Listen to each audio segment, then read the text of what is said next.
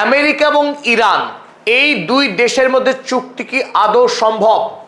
পাকিস্তান এবং কাতার এই দুই দেশ এখনো কি আমেরিকা এবং ইরানের মধ্যে পারস্পরিক দ্বিপাক্ষিক আলোচনার মধ্যস্থতা করে যাচ্ছে?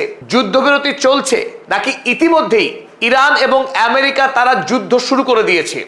আজ এই ভিডিওতে চলুন আমরা বুঝে নেওয়ার চেষ্টা করি সত্যিকারের অবস্থাটা কি।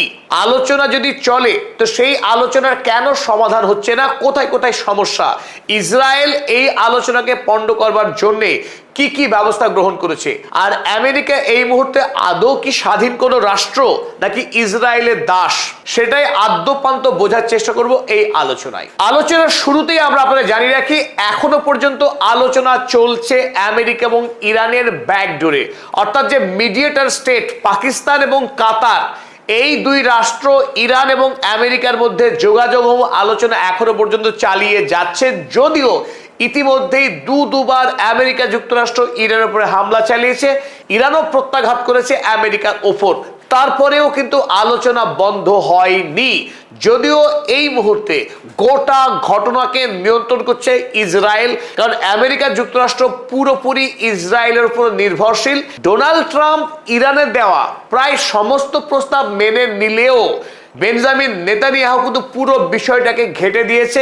এই মুহূর্তে ইসরায়েলের পক্ষে যে দাবিগুলো খুব জোরের সঙ্গে জানানো হচ্ছে, চলুন আমরা সেগুলো দেখে নিই। আর এই দাবিগুলোর কারণেই আমেরিকা এবং ইরানের মধ্যে চুক্তি হওয়া প্রায় অসম্ভব।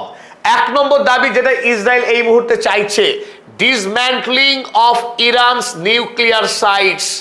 বেঞ্জামিন নেতানিয়াহু এই যুদ্ধ অপরাধী তার নিজের দেশে পরমাণু অস্ত্র মজুত করে রেখে এখন তিনি দাবি করছেন ইরান কোন রকম পারমাণবিক কার্যক্রম চালাতে পারবে না যতক্ষণ না ইরান এই শর্তে মুচলেকা দিচ্ছে যে তার দেশে কোন রকম পারমাণবিক কার্যক্রম হবে না, তবেই আমেরিকা ইরানের সঙ্গে চুক্তি করতে পারে।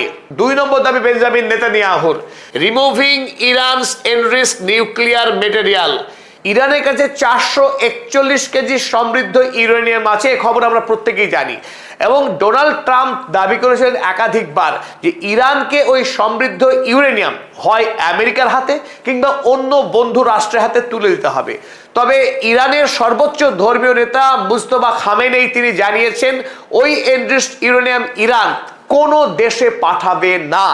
তারপরেও এই যুদ্ধ অপরাধী বেঞ্জামিন নেতানিয়াহু তিনি দাবি করছেন যে আমেরিকা তবেই ইরানের সঙ্গে চুক্তি স্বাক্ষর করতে পারবে যদি ইরান তার এই এনরিচড ইউরেনিয়ামকে আমেরিকার হাতে কিংবা ইসরায়েলের হাতে তুলে দেয়। তিন নম্বর বড় দাবি ইসরায়েলের, Israel's right to fight proxy groups, অর্থাৎ ইসরায়েলের গণহত্যা চালিয়ে যাবার অধিকারকে স্বীকৃতি দিতে হবে ইরানকে। ইরান মেনে নেবে যে ইসরায়েল গাজা ভূমিতে লেবাননে যে হারে গণহত্যা চালাচ্ছে সেই গণহত্যা চালাবে, সেই গণহত্যা বৈধ, এবং ইরান ইসরায়েলের বিরুদ্ধে যুদ্ধ করতে পারবে না, গণহত্যার বিরুদ্ধে কোনো কথা বলতে হবে না। এটা যদি ইরান মেনে নেয় তাহলে আমেরিকা অনায়াসে ইরানের সঙ্গে চুক্তি করতে পারবে। আজকের আরব আমিরাত ইউএই যেভাবে ইসরায়েলকে সমর্থন করে তার গণহত্যায়, একই কাজ করতে হবে আগামী দিনে ইরানকে, এই দাবি জানাচ্ছে ইসরায়েল। 4 নম্বর ইসরায়েলের বড় দাবি, restrictions on ইরানস ballistic missiles. Iran ইতিমধ্যেই দূরপাল্লার শক্তিশালী যে ব্যালিস্টিক মিসাইল তৈরি করেছে, যে মিসাইল দিয়ে তেল আবিব শহরকে গুড়িয়ে দিয়েছে 40 দিনের যুদ্ধে ইরান। তাই ইসরায়েলের দাবি আগামী দিনে ইরান দূরপাল্লার ব্যালিস্টিক মিসাইল তৈরি করতে পারবে না, যাতে করে ইসরায়েল নিরাপদ থাকতে পারে এবং তারা অনায়াসে গণহত্যা চালাতে পারে মধ্যপ্রাচ্যে, এই দাবি ইসরায়েলের। ফলে আমেরিকা যুক্তরাষ্ট্র স্ট্রেট অফ হরমুজ খোলা দাবি নিয়ে এতদিন ইরানের সঙ্গে যে আলোচনা করছিল সেই আলোচনার পুরো মোড় ঘুরিয়ে দিয়েছে ইসরায়েল। ইসরায়েল গোটা আলোচনাকে পণ্ড করে দিয়েছে। ডোনাল্ড ট্রাম্পের কান ধরে টান দিচ্ছে বেঞ্জামিন নেতানিয়াহু। এই 4 শর্ত যদি ইরান পূরণ না করে আমেরিকাকে ইরানের সঙ্গে চুক্তি করতে দেবে না ইসরায়েল। আমেরিকা এই মুহূর্তে কি চাইছে? আমেরিকার দাবি একমাত্র unconditional reopening of strait of Hormuz, অর্থাৎ যুদ্ধ শুরু হবার আগে হরমুজ প্রণালী দিয়ে যেভাবে পারস্য উপসাগরীয় দেশগুলির তেল বিদেশের বাজারে রপ্তানি হয়েছে, অনুরূপভাবে স্ট্রেট অফ হরমুজ খোলা থাকবে এবং সেই পথ দিয়ে পৃথিবীর 20% জ্বালানি যে রপ্তানি হয় আগের মতোই রপ্তানি হবে, আর তাতেই আমেরিকার রক্ষা হবে। কারণ আমেরিকার বাজার ইতিমধ্যেই তেলের দাম বেলাগাম বৃদ্ধি পেয়েছে।